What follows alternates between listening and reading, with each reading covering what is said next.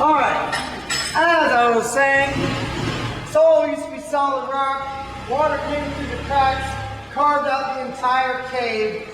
Erosion, about 4 million years of erosion, what made the cave. Used to be filled with water completely to the top, an all-water cavern.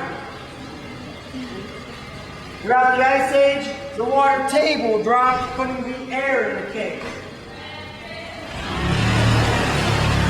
Once the air was in the cave, the water began to drip, as you will feel throughout your tour. Each time the water drips, it leaves behind some minerals, and that's how the formations grow, just from the dripping. They're growing about 1 inch every 400 years. Think about that. Look at this. It's probably a 15,000-year-old stalactite, not even one of the bigger ones of our cave.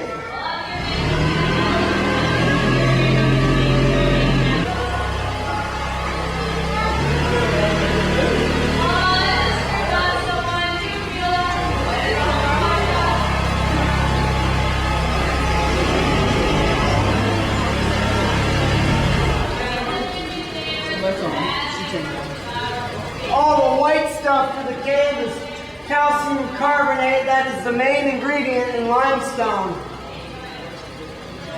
Look, the Statue of Liberty. Another one?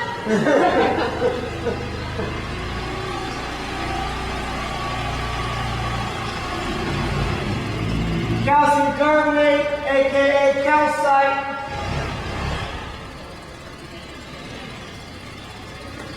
All the red and orange and yellow colors throughout the cave is iron oxide. The gray is just the natural color of the stone. And if you have a good imagination, right there you might see what looks like a man riding a lawnmower. See the shadow, the silhouette? Right there. Some people say I've been down here too long. Yeah. Whatever. Is this anybody's first time in a cave? Anyone? It's probably Jill's. People don't realize how many caves exist. Wherever you can find limestone, you're sure to find caves. It's a very common rock in Pennsylvania. Anyone care to take a guess how many caves you think are in the state of PA? Just throw a number out. 1,000?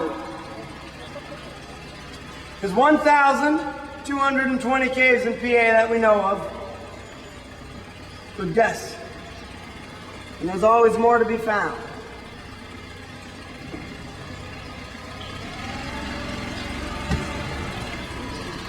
More bump. That's okay. The formations that come down are stalactites. The ones that grow upward are called stalagmites.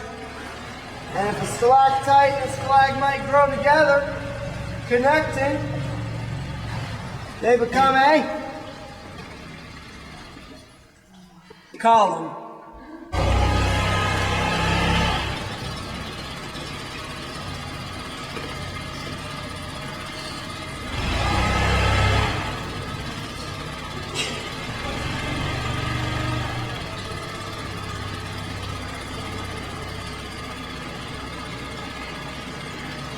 Rock of Gibraltar also looks like the Titanic.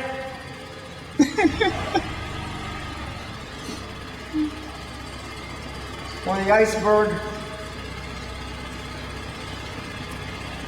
The straits, that's what you need to watch out for. Little bend is all you should need, just use your heads.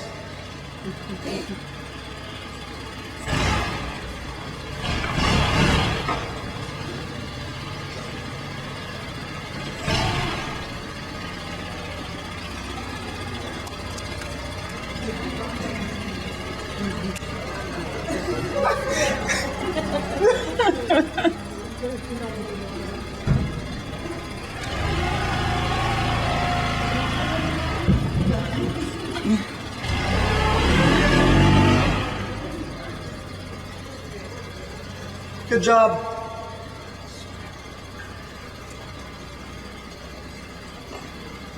"55 feet high."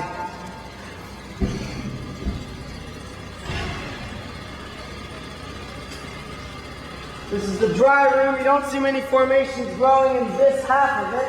There's very little water dripping back there, so few formations growing.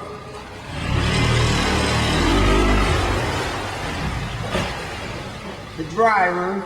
You also see lots of piled rock in this room. Breakdown pile, big cave in. It all came crashing down about 6:30 yesterday evening. Good thing Jill's not on the boat. The Ice Age is what did this. Water freezing in the cracks, expanding and forcing the ceiling down. Not yesterday. 10,000 to 100,000 years ago. Today the cave doesn't freeze. It stays 52 degrees all year round. So we don't need to worry about that till the next ice age comes around. This constant temperature of 52 degrees explains why bats are associated with caves. They like to stay warm. They'll come down here during the winter time. During the summertime, no bats in a cave. So if you want to see them, come back November, December. You'll see plenty then. Does the level of the water change? It will fluctuate with rainfall. Generally, it stays steady, but after heavy rainfalls, it will get significantly higher. 3 weeks ago, we had some bad thunderstorms, and the water was level with the dock. You had to step up 2 feet just to get on the boat. When the water's higher, the current is faster. So that was an adventurous day. Last spring, it went 4 steps high up the staircase at the dock. And in 1994, it went 12 steps high up that staircase. And then you couldn't get through. We were closed. Yeah. If you were to climb behind that pile of rocks about 150 feet back, you would actually come across a red Chevrolet, as well as 3 soda machines. There's another entrance to the cave back there. Pops up right behind the parking lot. Just a 5-foot wide hole in the ground. A minister named James Martin climbed through that hole about 200 years ago to discover Penn's cave. But Native Americans knew about it before that, and they did find artifacts near that hole. Beads, pottery, and arrowheads. It was a great spot to seek shelter. That's why they also found 2 large cougar skeletons, Nittany lions, near that hole. Speaking of Nittany lions, there's ours. Proud and true. Over here is Buddha, one Egyptian sphinx, King Kong, a gorilla, Jabba the Hutt from Star Wars. Whatever you care to see. If you want to see that other entrance to the cave, once you're in the parking lot, look behind the soda machines, you'll see a fenced-in area. That's that hole. You can walk right up to it, look down the hole if you want. Shout down the hole. I'll probably be sitting here in an hour. Then I can mess with the people in my boat and tell them someone's lost back there. It'll be a good time. Go ahead and do that. The big formation up ahead we call the chimes. It has hollow sections, and if hit with a mallet, it could make a musical tone just like a set of chimes. We used to hit them for each and every tour. As you can see the right-hand side, it's a lot shorter. So we don't strike the chimes anymore.